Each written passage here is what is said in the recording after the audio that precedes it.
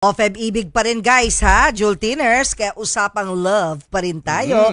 Mapalad ka kung naging asawa mo, ang dream partner mo. Yan. Pero alam niyo ba, na umpisa pa lang yan para ma-achieve ang isang happy marriage. Kailangan din syempre pagtuunan ng pansin yung pagbabalanse ng love at finances o kaya pagmamahal at pera. PP. O, yan, Papu.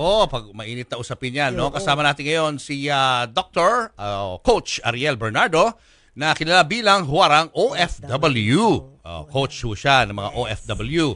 Siya po ay dati rin pong nagtrabaho, no? Bilang OFW sa abroad, na naging pastor, naging author, transformational speaker, at social entrepreneur. Ang dami niya kong pinagdaanan. Kaya expert na expert pagdating sa mga usapin ganito. Let's all welcome to the show, Coach Ariel. Coach Ariel, welcome. Annyeong! Annyeong, thank you so much, Papu and Mamo, for having me here. So excited to see you. Likewise. Kamsahamnida. Oo, kamsahamnida sa dinner treat mo sa amin nung nagpunta kami sa Korea last October. And here you are now in our show. Yes. O, ito na, Papo. Ikaw. Ito na. Bakit mahalaga ba ang balanced love and finances, Coach? Ay, napakahalaga niyan, Papu, ano? Kasi kapag hindi balance yan, ibig sabihin, hindi natin napag-uusapan yung mga bagay na dapat nating pag-usapan, yung mga dapat nating talakayin. I remember, Papu and Mamo, may nagtanong sa akin, sabi niya, sino ba dapat nag-handle ng finances? Sabi niya.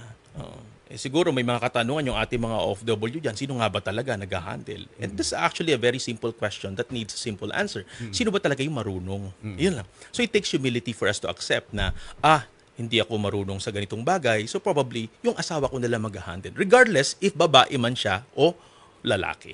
Yan. So mahalaga nag-start yun sa humility. Because it's very clear, when pride comes, then comes disgrace. But pag nandun yung humility, comes wisdom. So it takes humility for us to really accept. Ako may sundot akong question. Kasi marami sa mga Pilipino, ang mga breadwinner. Okay. Paano kung si Mrs. o si Mr. ang breadwinner ng sarili niyang pamilya? Meron siyang pamilya outside of their, di ba? Meron siya sinusuportahan. Exactly. Pagkakatiwalaan mo ba yung partner mo sa finances kapag gano'n? Yeah. Kapag magaling mag-handle lang yung partner pagdating sa finances, hindi big deal yun, Papu eh. For example, alam niya paano mag-handle ng finances, kailangan ng tulong ng kanyang pamilya, kailangan din ng tulong ng side ng kanyang asawa.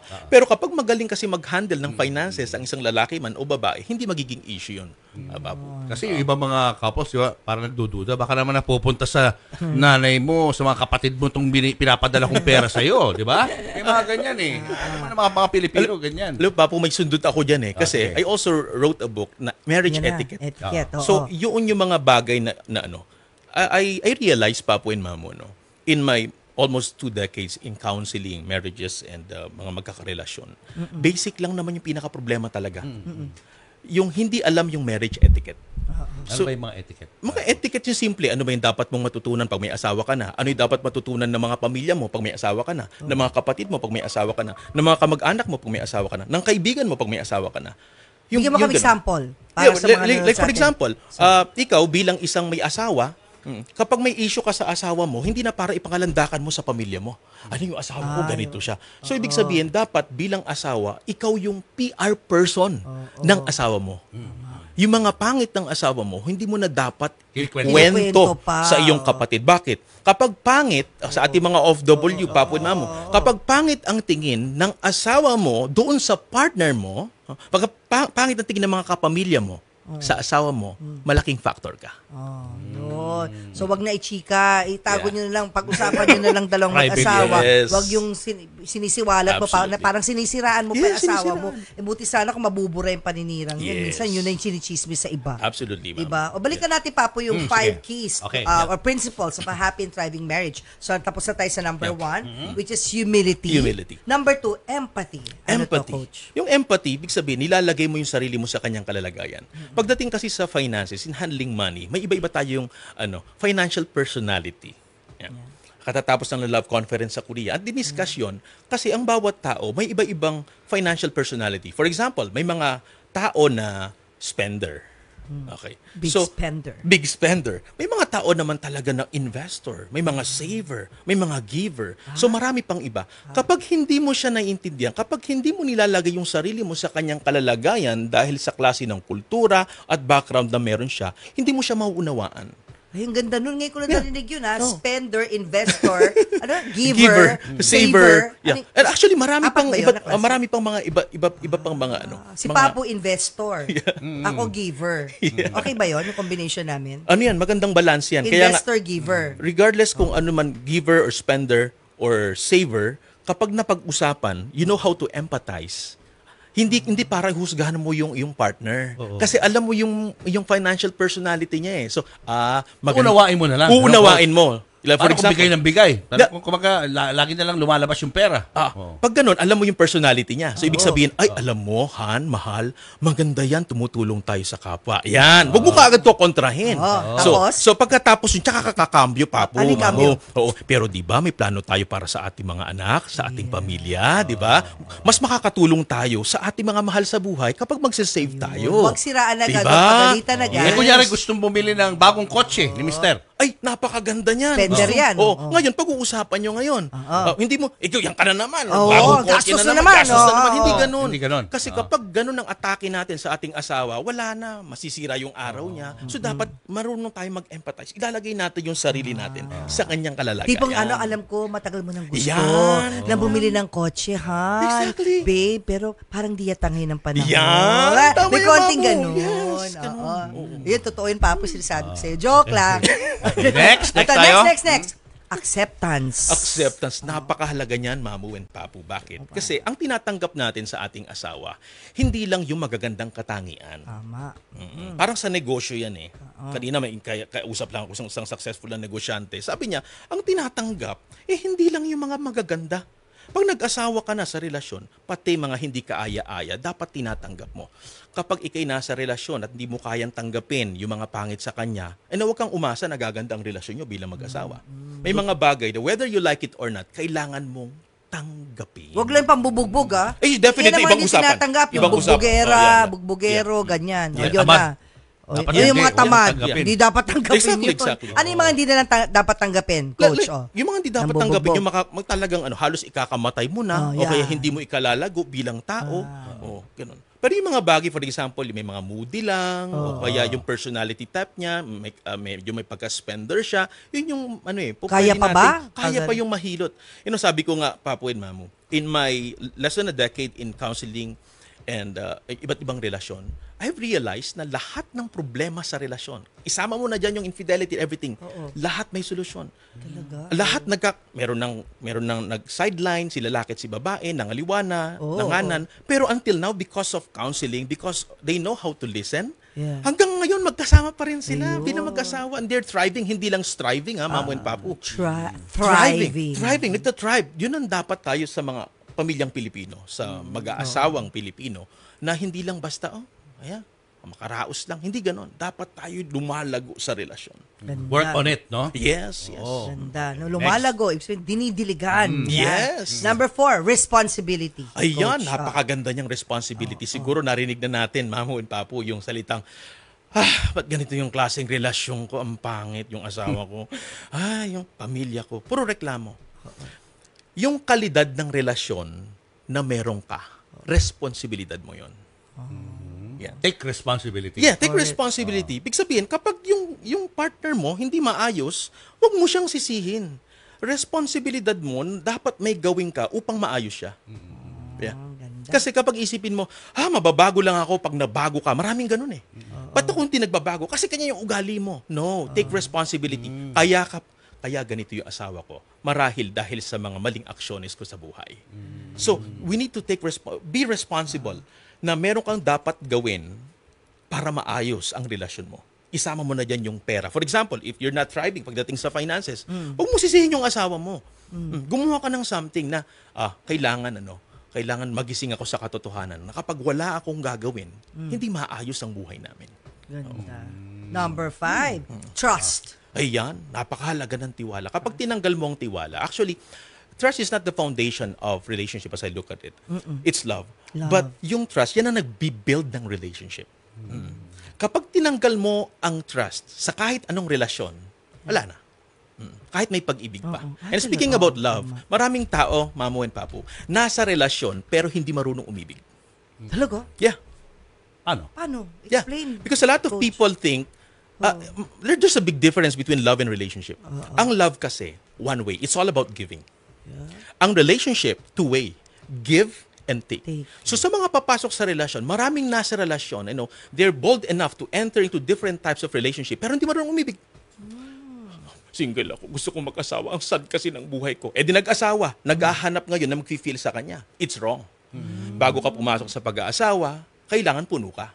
Pag puno ka, may ibibigay ka eh. Yeah, tama. Pero pag kulang ka, maghahanap ka pa sa How can iba. you give something you don't have? Yes. So, ang mahalaga, maintindihan muna ng mga nasa relasyon ngayon. The greatest tragedy in life is not remaining single, but to be in a relationship without knowing how to love.